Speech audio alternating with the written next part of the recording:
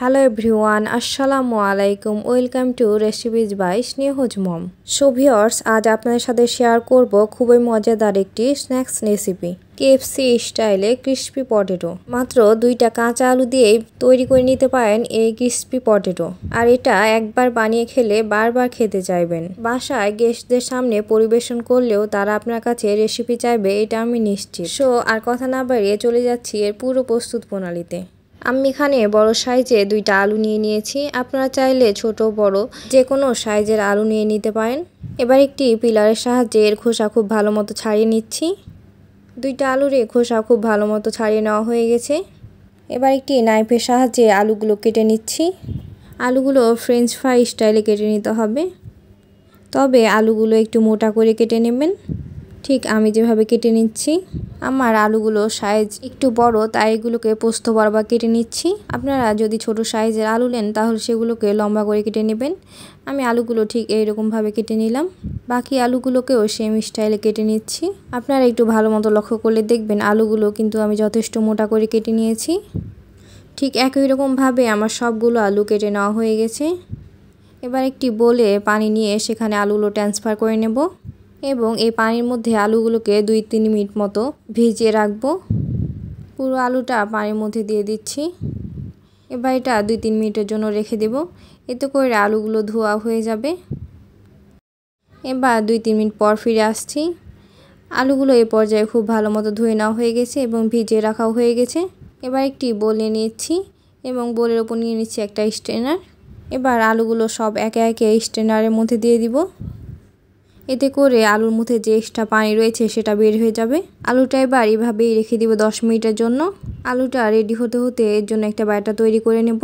দিয়ে দিলাম 1 কাপ পরিমাণ ময়দা, দিয়ে দিচ্ছি 1/2 চা চামচ পরিমাণ লবণ, দিয়ে দিচ্ছি গুঁড়া করে নেওয়া কালো গোলমরিচের গুঁড়া। বেশি ঝাল খেতে চাইলে এর পরিমাণটা বাড়িয়ে দিতে পারেন। এরপর এখানে দিয়ে দিচ্ছি ম্যাগি স্বাদে ম্যাজিক মশলা 1টি। এবার এখানে দিয়ে দিচ্ছি 1/2 চা চামচ পরিমাণ মরিচের গুঁড়া, দিয়ে দিচ্ছি 1/2 চা চামচ পরিমাণ ধনিয়া গুঁড়া, দিয়ে দিচ্ছি 1/2 চা চামচ পরিমাণ ভাজা জিরে গুঁড়া, বেকিং সোডা দিয়ে দিচ্ছি 1/2 চা চামচ। সবগুলো উপকরণ দিয়ে নেওয়া হয়ে গেলে এখানে দিয়ে দিব 1 কাপ পরিমাণ পানি। পানিটা আমি একবারে দিব না, অল্প অল্প করে দিতে থাকবো এবং ব্যাটারটা তৈরি করতে থাকবো। ব্যাটারটা খুব বেশি পাতলা করা যাবে না, এখানে গাঢ় টাইপেরই একটা ব্যাটার তৈরি করে নিতে হবে। এখানে আমি 1 কাপ পানি অল্প অল্প করে দিয়ে নিচ্ছি। পানিটা অল্প অল্প করে দিবেন আর এটা মিশিয়ে নেবেন। আপনাদের সুবিধার জন্য এই ব্যাটারটা তৈরি করে নেওয়া পুরোটাই দেখিয়ে দিচ্ছি। আপনারা একটু ভালো মতো লক্ষ্য করলে বুঝতে পারবেন। এটা বানাতে কিন্তু বাইরের কোনো মশলা লাগে না, বাসায় থাকা মশলা দিয়ে এটা তৈরি করে নেওয়া যায় খুব সহজেই। বিকালে নাস্তার জন্য অথবা অতিথি আপ্যায়নেও খুব সহজে এটা বানিয়ে নিতে পারেন। দেখবেন সবাই অনেক বেশি পছন্দ করছে এই নতুন ধরনের রেসিপিটি। ব্যাটারটা এবার আমার পুরোটাই তৈরি হয়ে গেছে। 1 কাপ পানি পুরোটাও কিন্তু আমার লাগেনি, 2-3 টেবিল চামচ পরিমাণ পানি এখানে অবশিষ্ট রয়েছে। ব্যাটারটা ঠিক এইরকম হবে, ঘন টাইপের, এর বেশি পাতলা করা যাবে না। এখানে আমি একটি প্লেট নিয়ে নিয়েছি এবং এখানে দিয়ে দিচ্ছি 1 কাপের কিছুটা কম পরিমাণ আটা। এখানে 1 কাপের 3 ভাগ পরিমাণ আটা হবে এবং এই আটার মধ্যে লবণ বা অন্য কিছু অ্যাড করব না, জাস্ট এটা নাড়িয়ে নিচ্ছি। এর মধ্যে আলুটা এবার পুরোপুরি শুকিয়ে গেছে, এর মধ্যে কোনো এক্সট্রা পানি নেই। এবার 2টা আলু ব্যাটারের মধ্যে দিয়ে দিচ্ছি এবং একটি চামচের সাহায্যে আলুটার গায়ে ব্যাটারটা খুব ভালো মতো লাগিয়ে নিচ্ছি।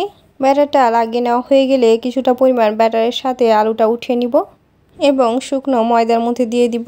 সাথে কিছুটা পরিমাণ ব্যাটারও দিয়ে দিচ্ছি। সেম একই রকমভাবে 2টা আলু নিয়ে নিলাম এবং কিছুটা পরিমাণ ব্যাটার দিয়ে দিলাম এবং উপর থেকে এখন কিছু শুকনো আটা এর মধ্যে দিয়ে দিব এবং আলুটার সাথে গড়িয়ে করে খুব ভালো মতো কোট করে নেব। আপনারা একটু ভালো মতো লক্ষ্য করবেন আমি কাজটা ঠিক কীভাবে করে নিচ্ছি। ঠিক এইরকমভাবে করে নিতে হবে, তাহলে এর বাইরের কোটিংটা খুব ভালো মতো হবে কেএফসি স্টাইলে। ঠিক একই রকমভাবে আরেকটি আলুও তৈরি করে নিচ্ছি। ব্যাটারটা মোটা আছে বলে এই কোটিংটা খুব ভালো মতো হচ্ছে। ব্যাটারটা পাতলা হয়ে গেলে এই কোটিংটা কিন্তু ভালো মতো হতো না। তবে অবশ্যই ব্যাটারটা তৈরি করার সময় ভালো মতো লক্ষ্য করবেন যেন এর ঘনত্বটা ঠিক হয়, তাহলে এগুলো পারফেক্টভাবে বানাতে পারবেন।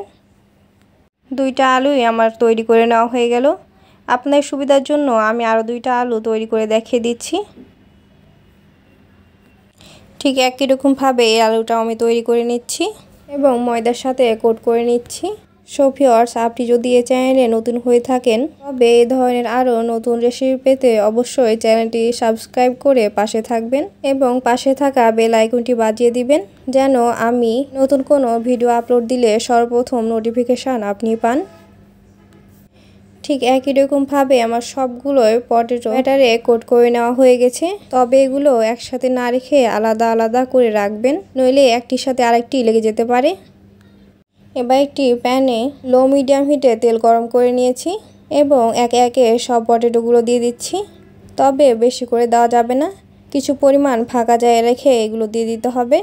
আমি এখানে 5টা পটেটো দিয়ে দিচ্ছি, এর বেশি দেওয়া যাবে না, নইলে এগুলো একটির সাথে আরেকটি লেগে যেতে পারে। এই অবস্থায় গ্যাসের ফ্লেমটা একদম লো হিটে থাকতে হবে, তাহলে আলুগুলোর ভিতর থেকে খুব ভালো মতো সিদ্ধ হবে। এগুলো কিছুক্ষণ ফ্রাই করে নেওয়া হয়ে গেলে এগুলোকে একটু নাড়িয়ে দিচ্ছি এবং একটা সাইড খুব ভালো মতো ফ্রাই হয়ে গেলে এগুলোকে উল্টে দিব। তার আগে কিন্তু এগুলো উল্টে দেওয়া যাবে না। এবার একটা পাশে খুব সুন্দর কালার চলে এসেছে, এবার এগুলোকে উল্টে দিচ্ছি। একে একে সবগুলো উল্টে দিচ্ছি। এগুলো ফ্রাই হতে দিয়ে ভালো মতো লক্ষ্য রাখবেন, নইলে এগুলো পুড়ে যেতে পারে। এবার ঠিক একই রকমভাবে আমার সবগুলো উল্টে দেওয়া হয়ে গেছে। এ পাশটাও খুব ভালো মতো ভেজে নেব। এর উল্টো পাশটাতেও খুব সুন্দর কালার চলে এসেছে। এবার এগুলোকে উঠিয়ে নিব। এগুলোকে একটা ছাকনার মধ্যে উঠিয়ে নিচ্ছি যেন এর এক্সট্রা তেলটা পড়ে যায়। ঠিক একই রকমভাবে এগুলো সবগুলো উঠিয়ে নিচ্ছি। এবার ছাকনিটা কয়েকবার ঝাঁকিয়ে নেব যেন এর এক্সট্রা তেলটা পড়ে যায়। এবার এগুলো একটি টিস্যু পেপার দিয়ে প্লেটে উঠিয়ে নিব। ঠিক একই রকমভাবেও পরেরগুলো ভেজে নেওয়া হয়ে গেছে। এবার এগুলোকে উঠিয়ে নিচ্ছি, সবগুলো উঠিয়ে ছাঁকনিতে নিয়ে নিচ্ছি। এগুলো ঠিক কতটা ক্রিস্পি হয়েছে আশা করি আপনারা দেখে নিশ্চয়ই বুঝতে পারছেন এবং বানিয়ে খেলে আরও বেশি বুঝতে পারবেন। এবার এটা একটু ঝাঁকিয়ে এর এক্সট্রা তেলটা বের করে উঠিয়ে প্লেটে রেখে দেব।